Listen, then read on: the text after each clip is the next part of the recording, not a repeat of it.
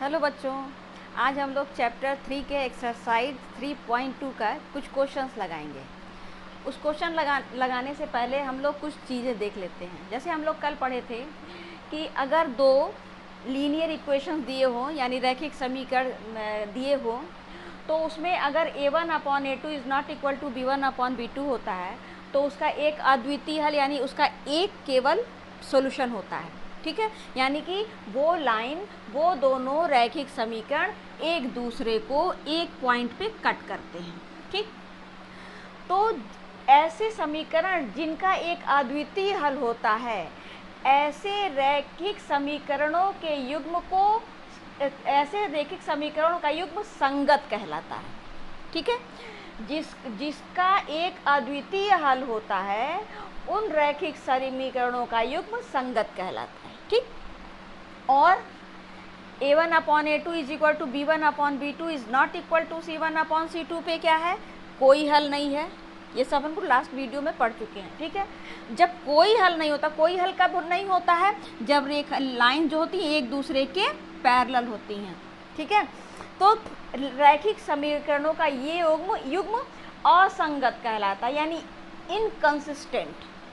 ये संगत कहलाता है यानी कंसिस्टेंट, और ये असंगत कहलाता है यानी इनकंसिस्टेंट। इसलिए ये हम आप लोगों को इसलिए बताना है क्योंकि क्वेश्चन में आपसे पूछा है कि बताइए ये समीकरण युग्म संगत हैं या असंगत, या कंसिस्टेंट हैं या इनकंसिस्टेंट। ठीक है, तीसरा है कि अगर a1/a2 is equal to b1/b2 is equal to c1/c2 तो इसके सारे सॉल्यूशन हो जाएंगे, सारे पॉइंट्स हो जाएंगे, यानी कि अपरिमित रूप से अनेक हल। ये कब होता है, जब एक लाइन पे दूसरी लाइन उसी के ऊपर हो जाती है, यानी संपाती हो जाती है। ठीक है, तो इस प्रकार के रैखिक समीकरणों का युग्म क्या कहलाता है, आश्रित कहलाता है, मतलब डिपेंडेंट होता है। मतलब कि दोनों क्या है, एक दूसरे पे डिपेंडेंट हैं, यानी दोनों एक के ऊपर एक है। तो ये हमें आपको बताना था कि संगत क्या होता है, असंगत क्या होता है, और डिपेंडेंट यानी आश्रित क्या होता है। ठीक है, अब हम लोग कुछ क्वेश्चंस लगाते हैं एक्सरसाइज के। तो यहीं पर हम लोग देखते हैं, मान ले एक्सरसाइज 3.2 का पहले वाले क्वेश्चन का हम केवल बीजगणितीय रूप आपको बताते हैं, आप लोग ग्राफ खुद बनाएंगे। ठीक है, अब देखो दिया है कि एक कक्षा में 10 विद्यार्थी हैं और 10 विद्यार्थी जो 10 स्टूडेंट्स थे वो मैथ्स का कुछ वो हो रहा था, प्रतियोगिता हो रही थी। ठीक है, अब उसमें प्रतियोगिता में 10 बच्चे भाग लिए। उस 10 बच्चों में से जो लड़कियों की संख्या थी वो लड़कों की संख्या से 4 अधिक थी। तो पूछा है बताइए कि कितने लड़की और कितने लड़कों ने भाग लिया। तो जो इस टाइप के क्वेश्चन में जो चीज़ पूछता है उसको लेट कर लेते हैं, यानी मान लेते हैं। तो यहाँ सबसे पहले क्या लिखा जाएगा, माना लड़कियों की संख्या इज इक्वल टू x और लड़कों की संख्या इज इक्वल टू y। अब क्या कहा है, टोटल कितने बच्चे भाग लिए थे, 10, यानी लड़कियों की संख्या प्लस लड़कों की संख्या इज इक्वल टू 10, यानी कि x plus y is equal to 10। ये एक इक्वेशन बना। और क्या कहा कि जो लड़कियों की संख्या है, यानी लड़कियों की संख्या क्या है, x, जो लड़कियों की संख्या है वो लड़कों की संख्या से 4 अधिक है। लड़कियों की संख्या लड़कों की संख्या से 4 अधिक, मतलब 4 प्लस कर दिया जाएगा। और इसको हम लोग लिख सकते हैं x minus y is equal to 4। ये दो बीजगणितीय रूप बन गए। अब इसका ग्राफ आप लोग खुद निकालेंगे, इसका टेबल बनाएंगे, इसका टेबल बनाएंगे, और इस दोनों का टेबल बना करके आप लोग इसका ग्राफ बनाएंगे और बताएंगे कि इसका सॉल्यूशन क्या होगा। ठीक है, इनकी संख्या, या तो अगर हम थोड़ा सा अगर बताना चाहें तो आप लिख सकते हैं x is equal to 10 minus y, यानी अगर इसका टेबल बना दें तो x और y की वैल्यू ज़्यादा रखते हैं तो y इज इक्वल टू 10, तो x is equal to 0, y is equal to 10, x is equal to 0, y is equal to 9, तो x is equal to 1, y is equal to 8, तो x is equal to 2। ठीक है। और अगर इसका देखा जाए तो x 2 को, तो x y को इधर ला दिया जाए तो x is equal to 4 plus y। इसका टेबल अगर हम बनाते हैं तो ये हो जाएगा x और ये हो जाएगा y। y is equal to 1 पे x इज इक्वल टू 5, 2 पे 6, x और 3 पे 4, ऐसे आगे आप 3 पे y इज इक्वल टू 3 पे x इज इक्वल टू 7। ठीक। अब आप इसको दोनों का ग्राफ बना लेंगे और दोनों का ग्राफ बना करके बताएंगे कि कितने लड़कों ने और कितने लड़कियों ने भाग लिया। क्लियर हुआ? अब हम लोग अब किया जाए इसके बाद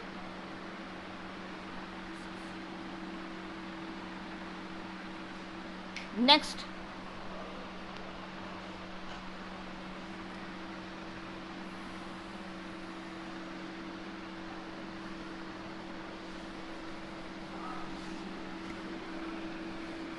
इसका ग्राफ बना करके आप लोग देख लेंगे कि क्या आंसर आ रहा है इसका।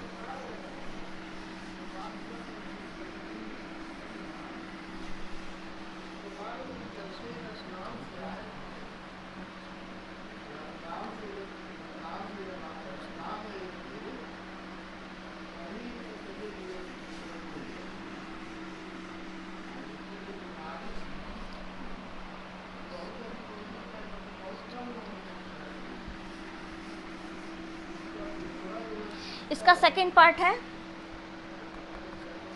कि 5 पेंसिल तथा 7 कलमों का मूल्य 50 रुपये, जबकि 7 पेंसिल और 5 कलमों का मूल्य 46 रुपये, तो एक पेंसिल का मूल्य और एक पेन का कलम का मूल्य बताइए। माना पेंसिल का मूल्य बराबर x रुपये और पेन यानी कि कलम का मूल्य इज इक्वल टू y रुपये। ठीक। अब ये क्या कहा? 5 पेंसिल और 7 पेन, तो 5 एक पेंसिल का मूल्य, माना एक पेंसिल और एक पेन, एक पेंसिल का मूल्य x रुपये, तो 5 पेंसिल का मूल्य कितना हो जाएगा? 5x। प्रश्नानुसार एक पेंसिल का मूल्य x रुपये, तो 5 पेंसिल का मूल्य 5x, और 7 पेन का मूल्य यानी कि एक पेन का मूल्य y रुपये, तो 7 का 7y, और टोटल कितना हो गया? 50 रुपीज़ खर्च किया। इसी तरीके से 7 पेंसिल और 5 पेन का मूल्य, तो एक पेंसिल का मूल्य x रुपये, तो 7 पेंसिल का मूल्य 7x, प्लस एक पेन का मूल्य y रुपये, तो 5 पेन का मूल्य 5y, और खर्च हुआ 46 रुपीज़। क्लियर हुआ? ये इसका बीजगणितीय रूप हो गया। अब इन दोनों को हम लोग सिंप्लीफाई करेंगे और सिंप्लीफाई इन दोनों का टेबल बनाएंगे और टेबल बना करके ग्राफ बनाएंगे और देखेंगे कि इसका सॉल्यूशन कहाँ पर ये दोनों एक दूसरे को कट कर रहे हैं। जहाँ पर कट करेंगे वहाँ पर x की जो वैल्यू आएगी वो पेंसिल की वैल्यू हो जाएगी और जो y की वैल्यू आएगी वो पेन की हो जाएगी। ठीक। अगर आप लोगों को इसका बनाना नहीं आता है तो कमेंट बॉक्स में लिखिएगा, हम आप लोगों को बताएंगे। क्योंकि ये एग्जाम्पल में बता चुके हैं इसलिए इसको आप लोग खुद लगाइएगा, एक बार ट्राई कीजिएगा। ठीक है। अब इसके बाद क्वेश्चन नंबर 2, 3, 4 ये सारी चीज़ें हम आपको लास्ट वीडियो में बता चुके हैं, एग्जाम्पल में बता चुके हैं, तो ये सब आप खुद लगाएंगे आप लोग। और अगर मान लीजिए कि प्रॉब्लम होती है तो कमेंट बॉक्स में लिखिएगा। अब हम आते हैं क्वेश्चन नंबर 5 पे।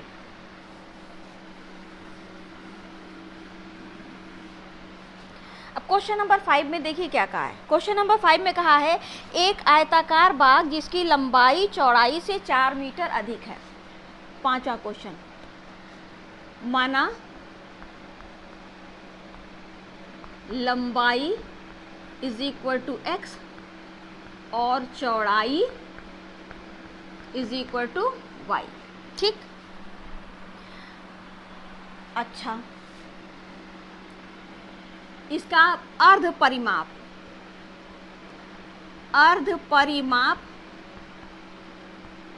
मतलब हाफ पेरीमीटर।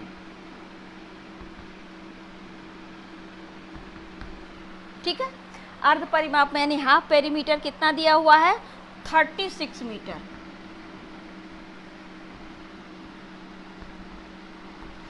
क्लियर हुआ?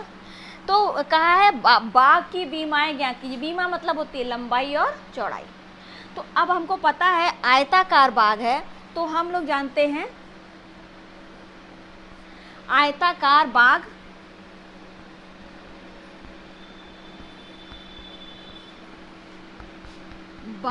का परिमाप यानी पेरीमीटर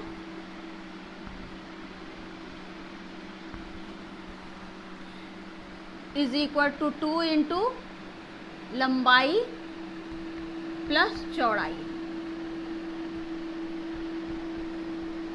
यानी 2 इंटू एल प्लस बी।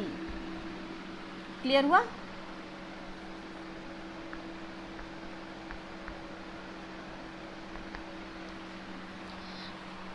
ठीक है, अब इसके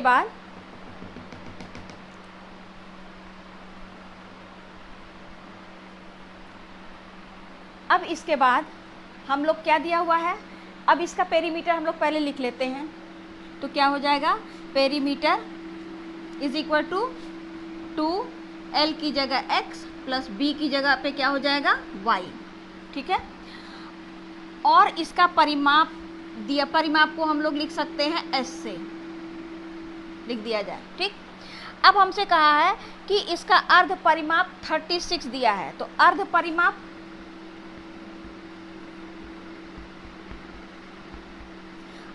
परिमाप is equal to 2 into x plus y. ये तो पूरा परिमाप है, इसमें 2 से डिवाइड कर देंगे तो क्या हो जाएगा? अर्ध परिमाप हो जाएगा। और वो कितना दिया है? 36। तो 36 is equal to x plus y. ये हो गया आपका एक इक्वेशन। और दूसरा क्या दिया है? जिसकी लंबाई चौड़ाई से 4 मीटर अधिक है। लंबाई यानी कि x, इसको थोड़ा सिस्टमेटिक लिख लीजिए।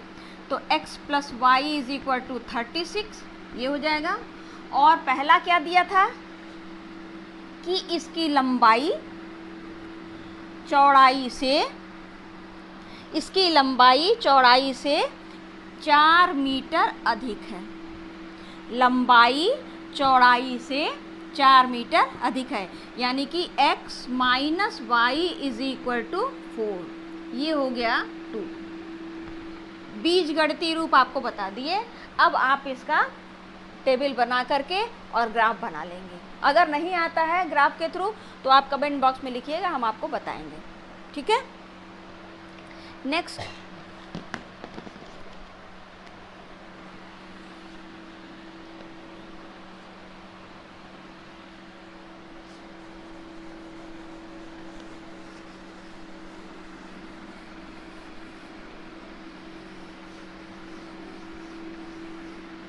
क्वेश्चन नंबर 6 कहा है एक रैखिक समीकरण 2x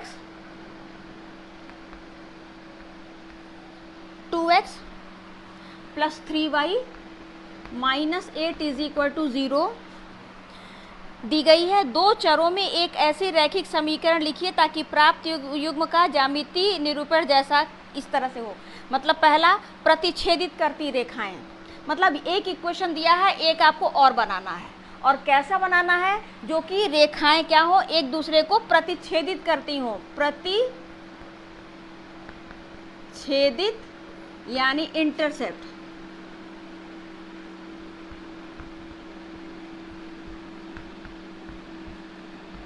तो आपको पता है कि इंटरसेप्ट होने के लिए क्या, अगर इसको हम लोग कंपेयर करें कि ये 1 कर दो, a1x या प्लस नहीं, या तो अप्रतिच्छेदित करने के लिए कंडीशन क्या होती है कि A1 upon A2 is not equal to B1 upon B2। ठीक, अब हम लोग इक्वेशन 1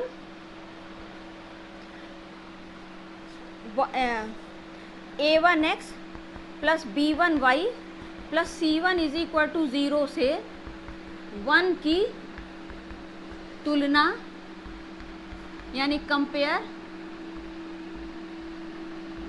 करने पर,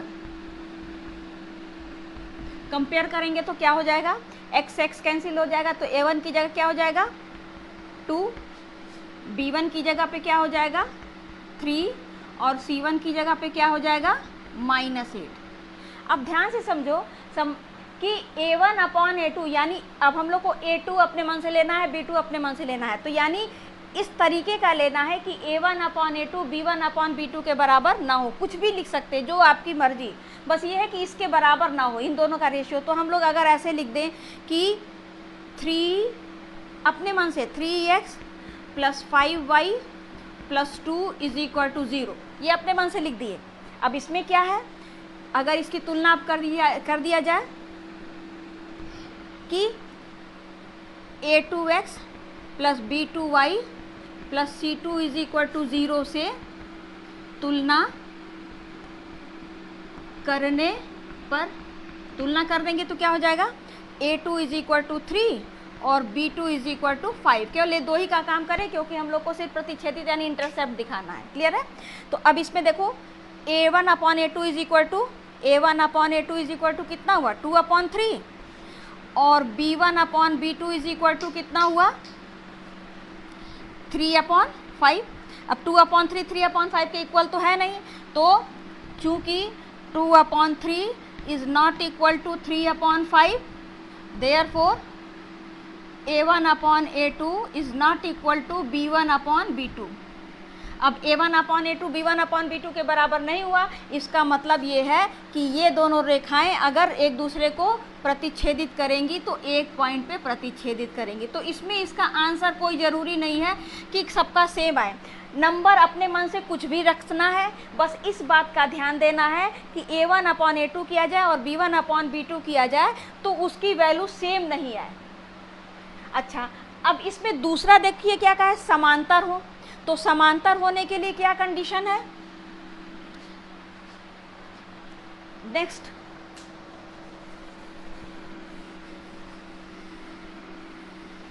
अब देखिए समांतर के लिए क्या कंडीशन होती है।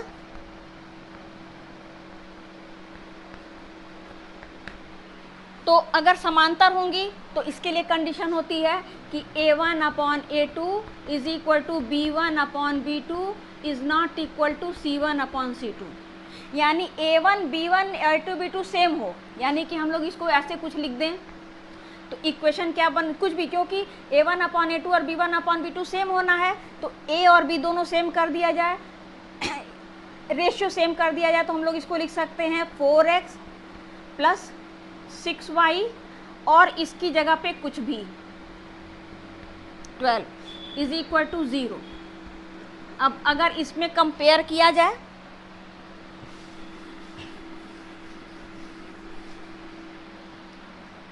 तो ये आपका आंसर हो गया। अब कंपेयर करके दिखा दे 1 से, जैसे पिछले में कंपेयर लिखे थे वैसे इसमें भी लिखेंगे। तो क्या लिखेंगे, A1 is equal to 2, B1 is equal to 3, C1 is equal to -8, या इसको प्लस कर दो जैसे भी करना चाहो। और 2 से जो कि हम लोग अपने मन से लिखे हैं, A2 is equal to 4, B2 is equal to 6 और C2 इज इक्वल टू 12। अब देखा जा करके 2/4 A1 upon A2 is equal to 2/4 is equal to 1/2, B1 upon B2 is equal to 3/6 is equal to 1/2 और C1 upon C2 is equal to -8/12 is equal to -2/3। तो हम लोग कह सकते हैं कि 1/2 is equal to 1/2 is not equal to -2/3, यानी कि A1 upon A2 is equal to B1 upon B2 is not equal to C1 upon C2। तो देखिए अब ये वैल्यू रख, ये हम लोग को लेट कर लेने से ये वैल्यू आ गई, यानी कि ये इक्वेशन हम लोगों का ऐसा होगा जिससे इन दोनों को का ग्राफ अगर बनाया जाए तो दोनों लाइन क्या होंगी, पैरेलल होंगी। क्लियर हुआ, पैरेलल होंगी।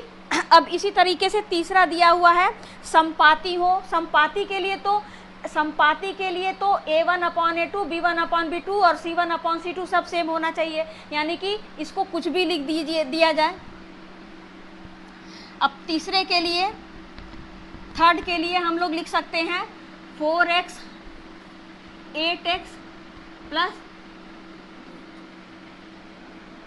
12y 32 is equal to 0।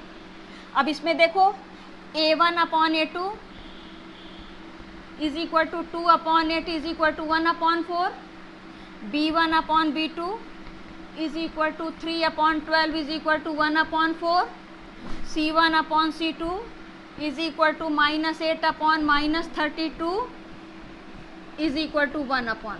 अब ये तीनों सेम हो गया, यानी कि ये हो गया आपका क्या हो गया, ये A1 अब therefore A1/A2 is equal to B1/B2 is equal to C1/C2। यानी कि अब ये जो तीसरा वाला इक्वेशन हम लोग निकाले, ये क्या हो गया, ये इसकी अनंत रेखा यानी समपाती हो गया।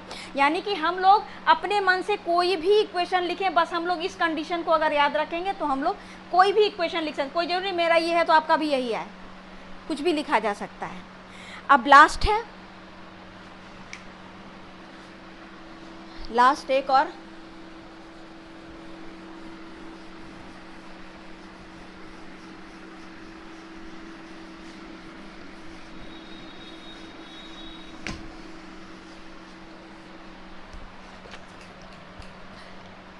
कहा है समीकरण x minus y plus 1 is equal to 0, x minus y plus 1 is equal to 0 और 3x प्लस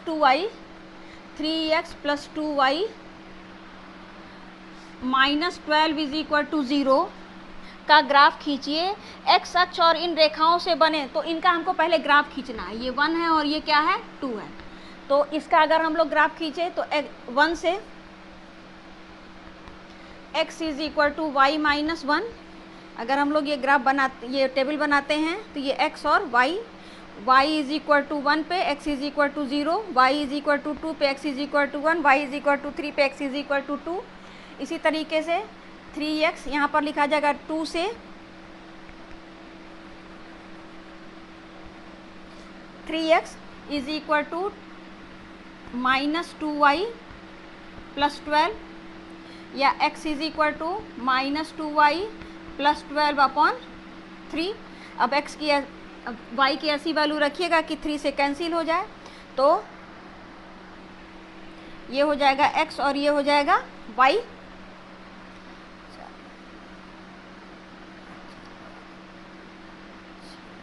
अब y इज इक्वल टू 3 रख दिया जाए, y इज इक्वल टू 0 रख देते हैं तो ये 0 हो जाएगा, ये 4 हो जाएगा। y इज इक्वल टू 3 रख दिया जाए तो 3 2 जार 6, यानी कि यहाँ 3 2 जार 6, 6 कैंसिल हो जाए तो 3 यहाँ पर 2 आ जाएगा। और